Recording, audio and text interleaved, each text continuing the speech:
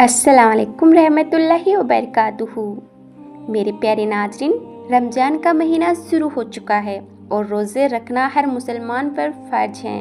लेकिन हमारे जहन में ये सवाल आता है कि रोज़ा कबूल हुआ या नहीं, यानी रोज़ा कबूल होने की क्या निशानी है। मेरे प्यारे नाज़रीन, रोज़ा रखना तो एक बड़ी बात है, लेकिन उससे बड़ी बात यह है कि हमारा रोज़ा कबूल होना चाहिए। यानी जो अमल हम कर रहे हैं उसका करना बहुत बड़ी बात नहीं है, बल्कि हमारे उस अमल को अल्लाह तबारक व तआला कबूल फरमा ले, ये बड़ी बात है। हम रोज़ा रख रहे हैं, ये तो फ़र्ज़ है, लेकिन अल्लाह तबारक व तआला हमारा रोज़ा कबूल कर ले, ये उससे भी बड़ी बात है। आपने इरशाद फरमाया कि रोज़ा सिर्फ़ खाने पीने से रुकने का नाम नहीं, बल्कि ये आँख, कान, मुँह और ज़ुबान का भी रोज़ा है।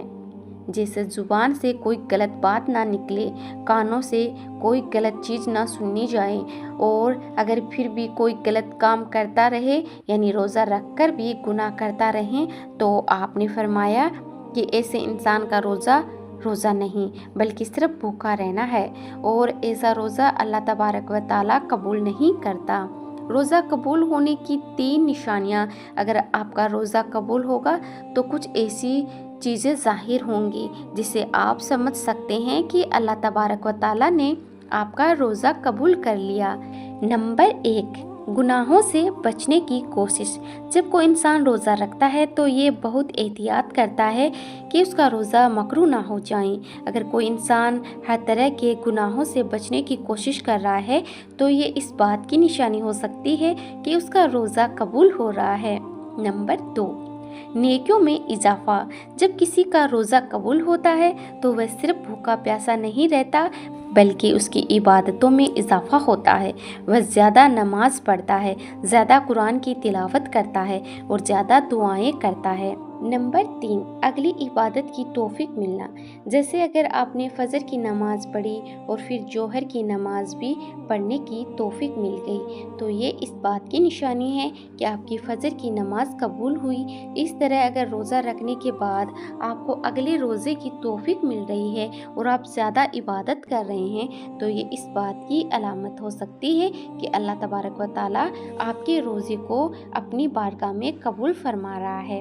क़यामत के दिन जब लोग अपने अमाल लेकर आएंगे तो अल्लाह तबारक व तआला फरिश्तों से फरमाएंगे, इस रोज़ेदार का रोज़ा खालिस मेरे लिए था और मैं खुद इसके रोज़े का अजर अता करूँगा। इसीलिए हमें चाहिए कि हम रोज़े को सिर्फ एक फ़र्ज समझकर ना रखें, बल्कि इसे अल्लाह के लिए खास करके रखें और हर तरह के गुनाहों से बचने की कोशिश करें। हम बातें करते हैं, गुफ्तगू करते हैं, यानी जब किसी इंसान का कोई काम या उसका रवैया आपको अच्छा लगता है तो आप उसे बार बार अपने पास बैठाना चाहते हैं और उससे बातें करना चाहते हैं। इसी तरह जब अल्लाह ताला किसी को नमाज को कबूल फरमा लेता है तो उसे अगली नमाज की तौफीक अता फरमा देता है।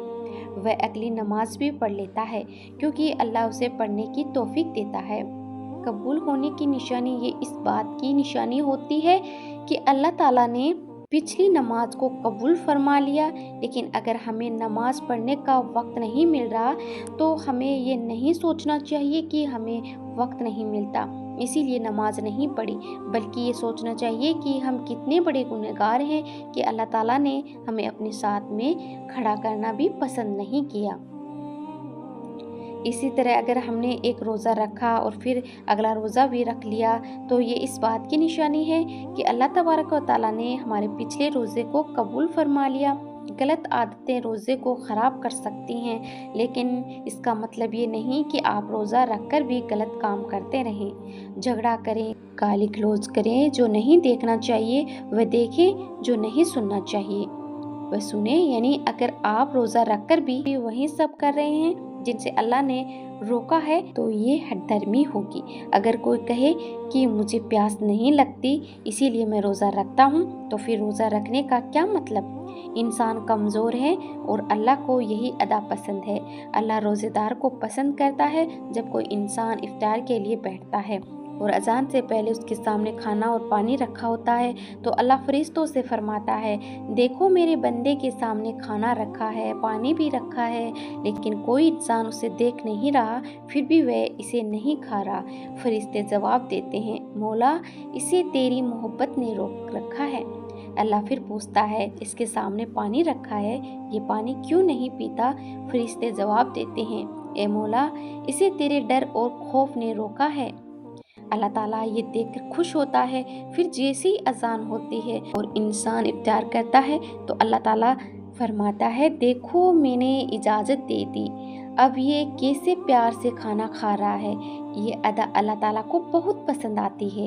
روزے کی طاقت جب کسی انسان کو روزہ اللہ تبارک و تعالیٰ قبول فرما لیتا ہے تو اسے ذہنی سکون ملتا ہے اور دل کو اطمینان حاصل ہوتا ہے۔ لوگ سوچتے ہیں کہ روزہ رکھنے سے انسان کمزور ہو جاتا ہے، لیکن ایسا نہیں ہے۔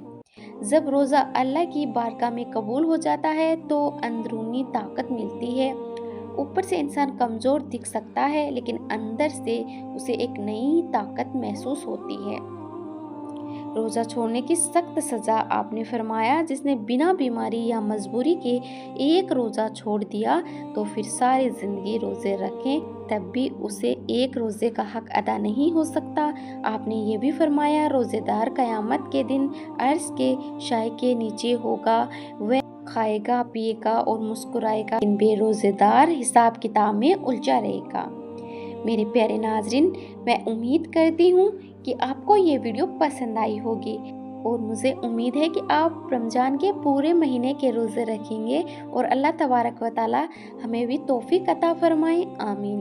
اس ویڈیو کو اپنے دوستوں کے ساتھ میں شیئر ضرور کریں تاکہ وہ بھی روزے رکھنے کے لیے موٹیویٹ ہو سکیں۔